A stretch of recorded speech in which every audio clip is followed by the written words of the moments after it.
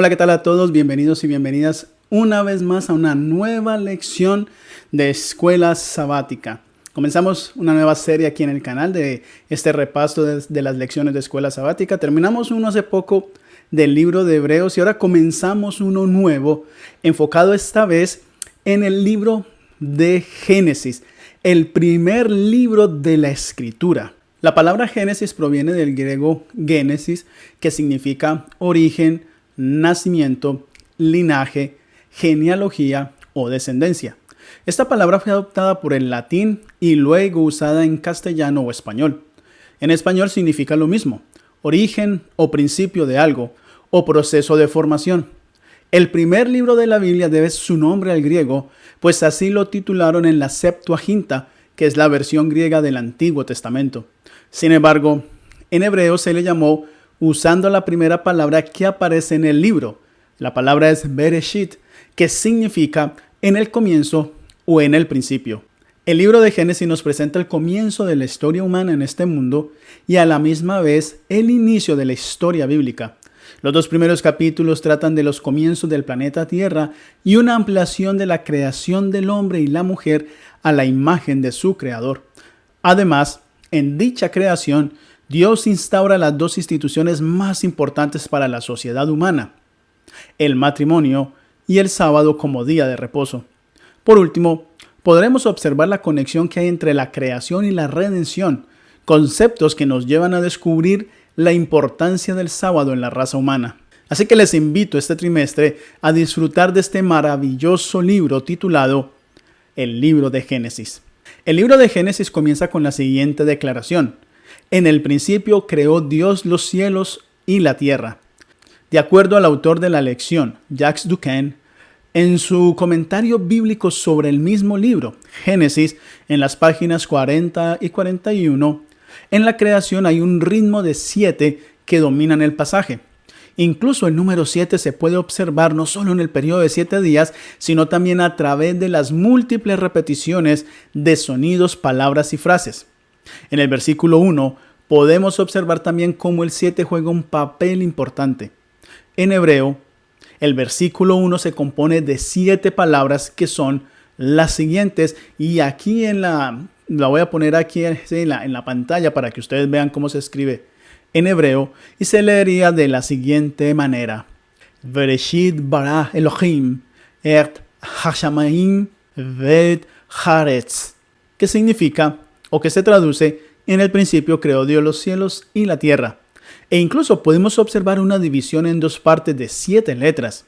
14 letras, lo que vendría a ser 7 por 2, en la primera sección hasta el nombre de Dios, Elohim, el cual está marcado por el acento más importante que nos ayuda a identificar dicha separación. A este acento se le llama Atnaj disyuntivo. El acento disyuntivo marcaba una pausa o un descanso en la lectura de un texto. Funcionaba como una coma o como un punto y coma. Este acento además nos marca que la palabra más importante del versículo 1 es Elohim, o Dios. Luego hay otras 14 letras, otro grupo de 7 por 2, en la segunda sección. El versículo 2 también está compuesto de 14 letras, es decir, de 7 por 2. La palabra baraj, que se traduce como crear, ocurre 7 veces en todo Génesis 1, al igual que la frase Vayar Elohim kitov, que significa Dios vio que era bueno. Y la frase Vayehi ken, que significa y fue así, también ocurren 7 veces. Además, el nombre de Dios, Elohim, ocurre 35 veces, lo que sería un 7 por 5. Y la palabra Haaretz ocurre 21 veces, o lo que sería 7 por 3. Así que podemos notar que el 7 tiene una gran importancia en los primeros versículos y en todo el capítulo 1 de Génesis. Por lo tanto, el primer capítulo de Génesis se enfoca en presentar al Creador, al Todopoderoso, que es capaz de crear de la nada, mientras que el capítulo 2 presenta a un Dios más personal. Esto lo podemos notar cuando vemos a Dios creando al hombre con sus propias manos y soplando su aliento de vida en la nariz de aquella criatura. Luego, más adelante, duerme al hombre, toma una parte de su costado y crea a la mujer. Por ende, los 2 primeros capítulos son un llamado al creyente a adorar a Dios. Primero, porque es el creador de todas las cosas y su poder es infinito. Y al mismo tiempo, es porque es un Dios de relación que desciende hasta nuestra esfera para poder tratar con nosotros. Es por esta razón que los salmistas adoran a Dios como el creador de todo. Por ejemplo, en el Salmo 100, el Salmo 95 y el Salmo 139.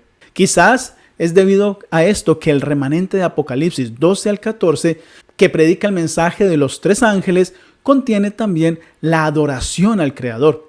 Esto nos lleva a pensar como creyentes que debemos meditar en la creación de Dios diariamente y alabarlo por su grandeza. La creación en Génesis 1 contiene datos muy interesantes que merecen ser analizados profundamente, aunque no quiero hacer este repaso muy largo.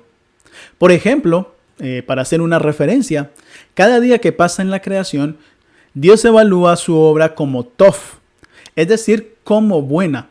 Al decir que era buena, lo que Dios nos está diciendo es que su obra era exitosa y que estaba en funcionamiento, pues cada pieza de la creación encajaba una con la otra.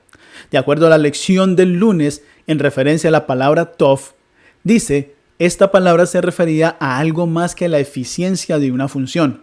La Biblia también utiliza la palabra hebrea tov para expresar una apreciación estética de algo hermoso. Génesis 24:16.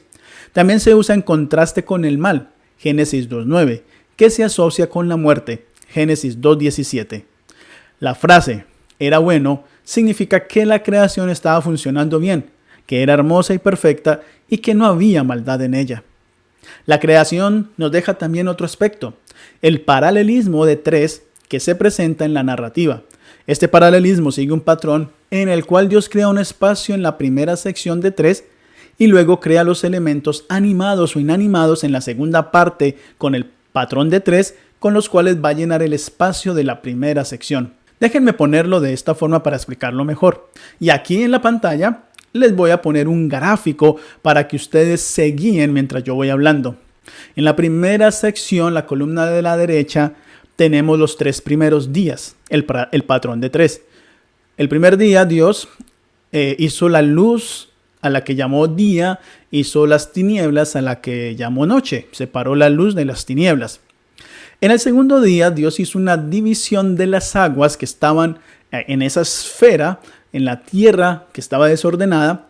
Dios dividió las aguas y a las aguas dice que una las puso arriba, a las cuales las dividió con un firmamento, y entonces a las aguas que estaban arriba las llamó cielo y a las aguas que estaban abajo las llamó mares. Luego hizo una separación de las aguas, esto sería en el día número 3. En el día 3 hizo una separación de las aguas y del suelo. Y a las aguas las llamó mares, por supuesto, y a lo seco lo llamó suelo. Y entonces allí mismo en ese suelo comenzó a crear la hierba verde, la hierba que daba semilla y el árbol que daba fruto. Esos son los 3 primeros días de cómo Dios dividió ese patrón de 3. Ahora viene el segundo patrón, la segunda sección de 3. El día 4, que vendría a ser el paralelo del día 1, como ustedes notan en la tabla, Dios puso las lumbreras y las estrellas.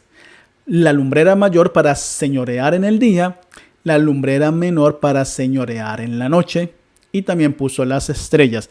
Es decir, creó esos seres inanimados para llenar el espacio que había creado el primer día, que era la luz llamada día y las tinieblas llamada noche. Luego en el quinto día, que es paralelo al día 2, Dios creó las aves y los animales acuáticos. Es decir, creó seres vivientes, unos para llenar los cielos y otros para llenar las aguas. Posteriormente, el día 6, que es paralelo al día 3, Dios creó los animales terrestres y al ser humano, y así llenó entonces el espacio del suelo que creó en el día número 3. Entonces podemos notar que en la primera sección de 3, Dios crea un espacio para ser llenado, y en la segunda sección creó los seres animados o inanimados para llenar dichos espacios. La pregunta que surge ahora es, ¿y qué pasa con el séptimo día? Es muy notorio todo lo que sucede en el séptimo día.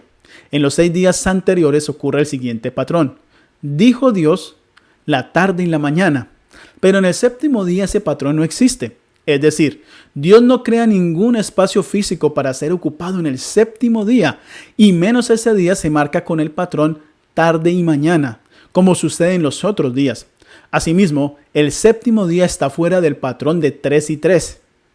El séptimo día sábado, por lo tanto, es un monumento a la creación. Es el recordatorio que Dios hizo los cielos y la tierra.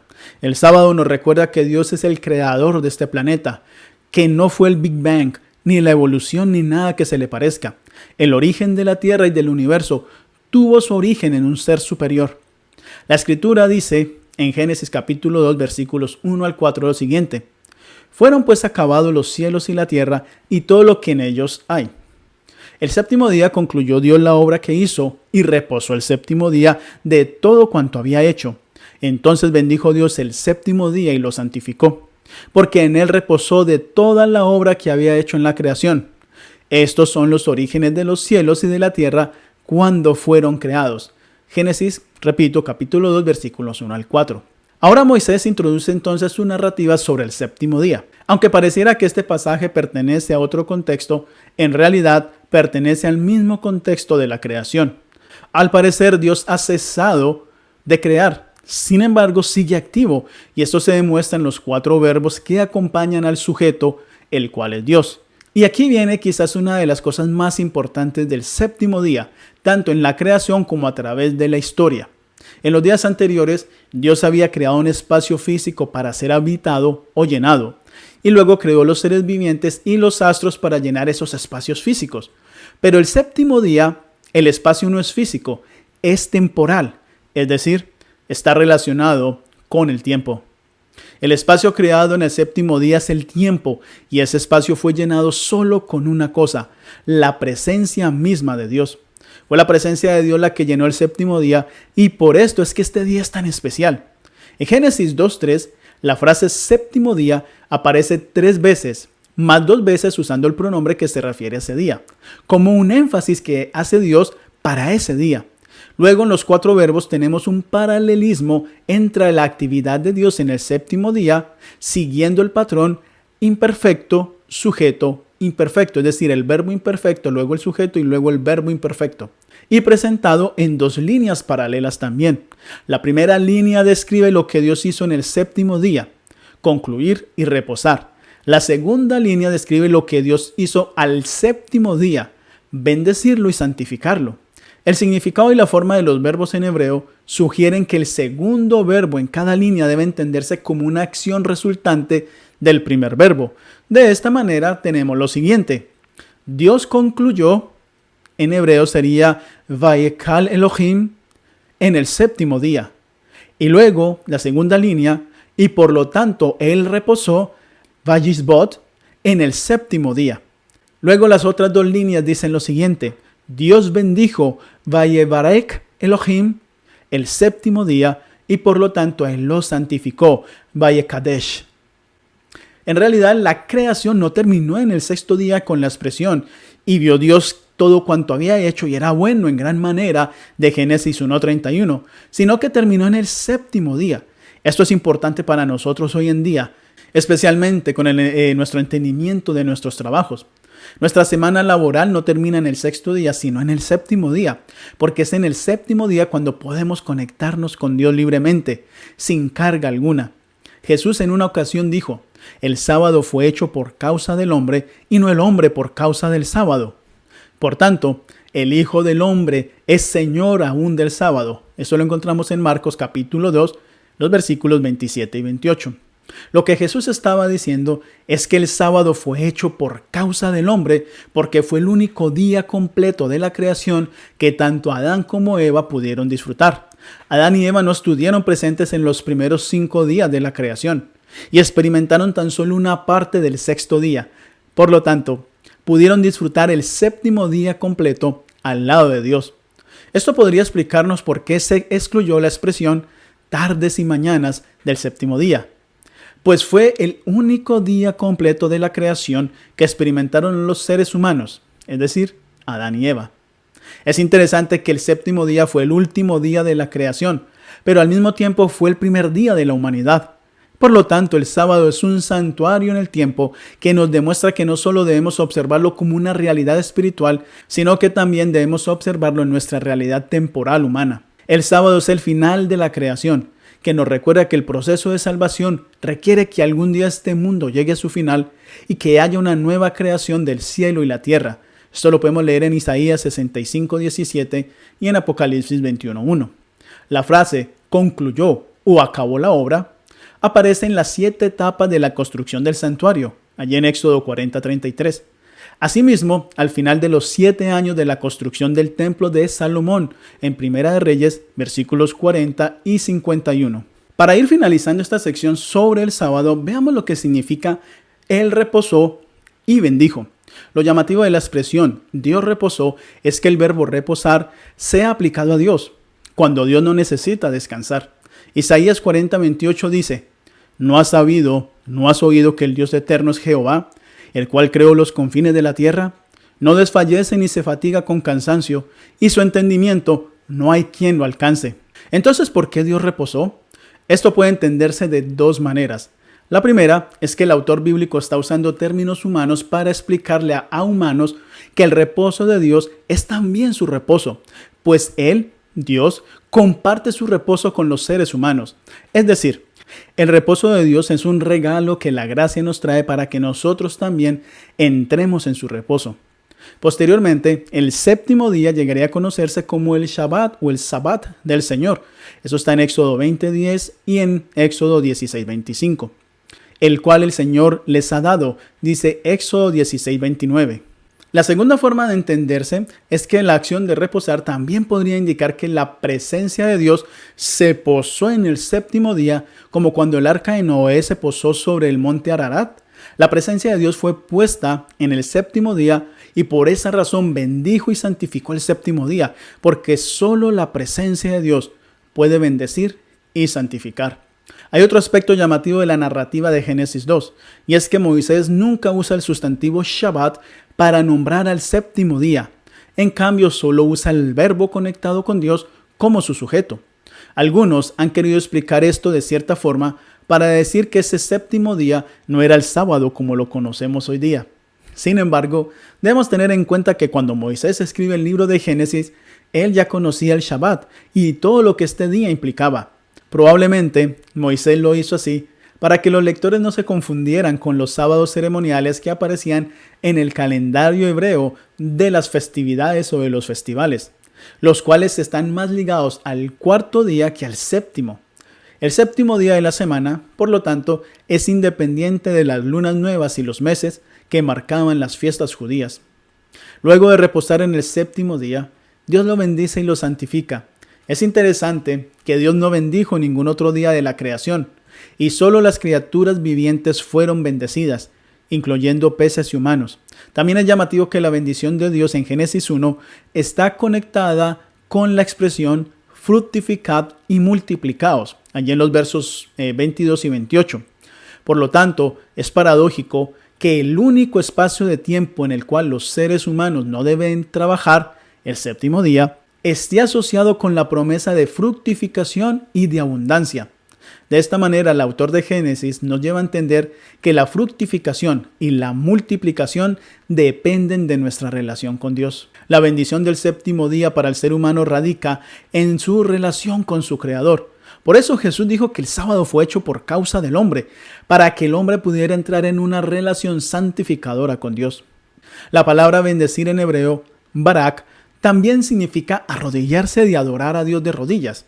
Esto indica que el sábado también fue dado al hombre con el propósito de adorar a Dios. Por supuesto, cuando el ser humano entra en una relación con Dios, adora a su Creador. El acto de bendecir el 7º día con su presencia deriva en otra acción, la santificación del 7º día. Es la primera vez que se usa la palabra kadash, que significa santificar, o en su sentido más literal, separar algo para uso sagrado. Los días anteriores habían sido declarados como buenos, pero el 7º día fue declarado como bendecido y santificado. Cuando el ser humano entra en la santidad del sábado, puede disfrutar de la belleza de la creación de Dios. Dios separó el espacio de tiempo llamado 7º día sábado para un uso sagrado, es decir, para entrar en una relación con Él.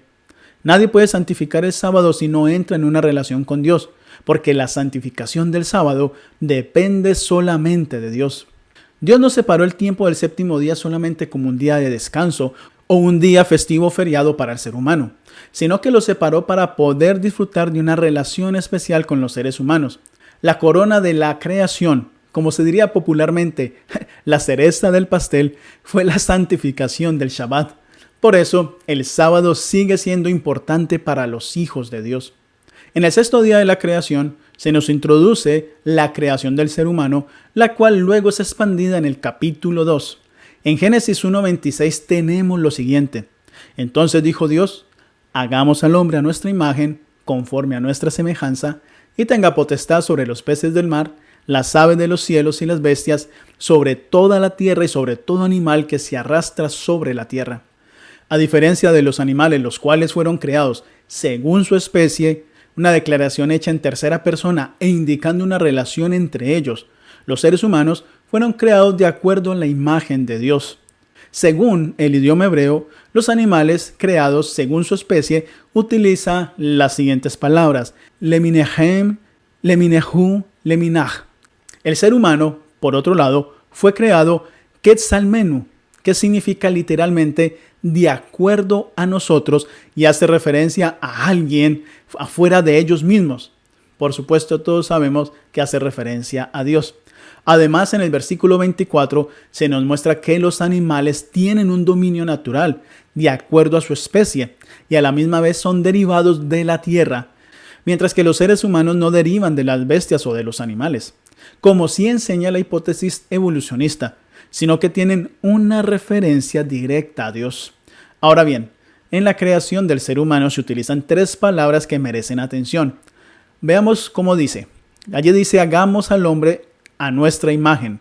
La palabra hebrea que se traduce por imagen es selem, la cual es usada para designar una estatua o incluso un ídolo, como en Números capítulo 33, versículo 52 y Segunda de Crónicas 13:17. Selem se refiere a la imagen física, la forma visible y formada del cuerpo humano. Por el otro lado tenemos conforme a nuestra semejanza, donde semejanza viene de demut y esta del verbo damaj, que significa comparar. Así que demut se traduce como comparación en Isaías 40, 12 al 31. También se traduce como algo similar en Segunda de Crónicas 4:3 y se refiere siempre o casi siempre a las cualidades abstractas y los rasgos no físicos. De esta manera, la individualidad de la persona humana contiene la imagen de Dios en su forma física y la semejanza de la divinidad, es decir, una dimensión espiritual y moral. La dimensión espiritual y moral se resume en los atributos y cualidades que tiene el ser humano, los cuales Dios puso en él o en ella, cualidades tales como amar, perdonar, tener bondad, misericordia, sentido común, las emociones, etc. Sin embargo, hay que tener en cuenta que Dios hizo al ser humano como Él, mas no igual a Él, es decir, similar, pero con una naturaleza diferente. A la imagen y semejanza se le suma un tercer elemento en la narrativa de la creación, la palabra Vayirdu, que significa y que gobierne o que tenga potestad, que señoree, que ejerza dominio, y así se traduce en diferentes versiones en español. En otras palabras, el ser humano sería el mayordomo de la creación de Dios.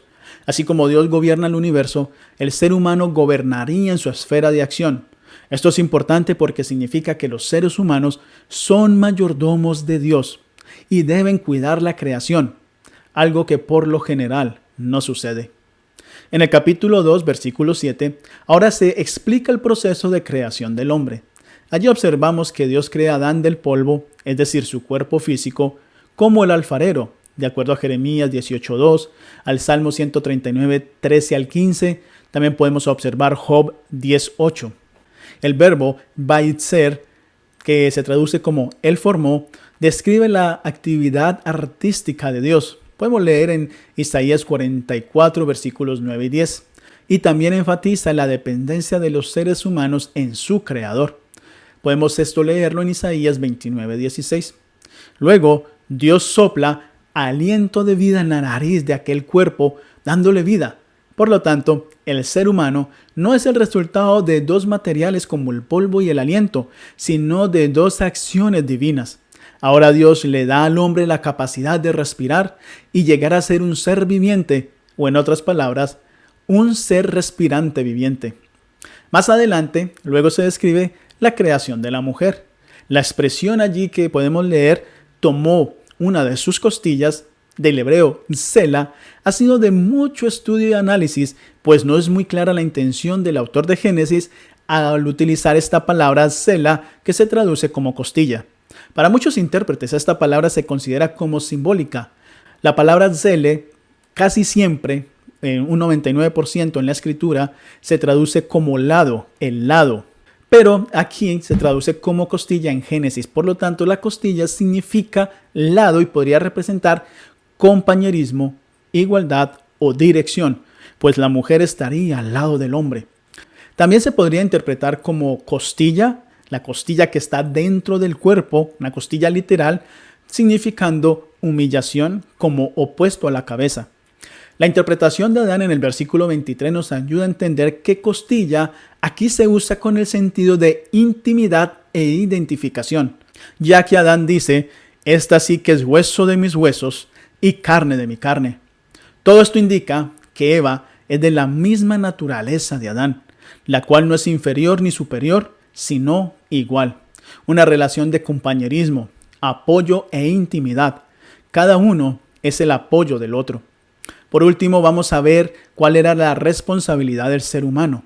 El hombre recibió 3 regalos: el jardín del Edén, el alimento y la mujer. Así que el hombre, como mayordomo de la creación, debía cuidar estos 3 regalos. Un estudio profundo del jardín del Edén en todo el Antiguo Testamento y en el libro de Apocalipsis nos ayudará a comprender que el hombre fue puesto en el huerto como el sacerdote de este, ya que el Edén era el santuario de Dios, tomado del cielo y trasplantado a la tierra, para que Adán lo cuidara. En Génesis 2:15 dice, tomó pues Jehová Dios al hombre y lo puso en el huerto de Edén, para que lo labrara y lo cuidara. Es interesante que los verbos labrar y cuidar están relacionados con el ministerio sacerdotal en el tabernáculo. Eso lo podemos ver en Números capítulo 3, versículos 7 al 8, 8:26, 18, 5 al 6, y lo podemos comparar también con Éxodo 12:25. Dios también dio al hombre todo árbol del huerto, excepto el árbol del conocimiento del bien y del mal, pues no debía comer el fruto de este árbol. El tercer regalo fue la mujer, lo que indica que la responsabilidad del hombre con su esposa es un pacto conyugal en el cual el hombre cuida a su esposa, pues son una sola carne. En medio de ese regalo hay un mandato.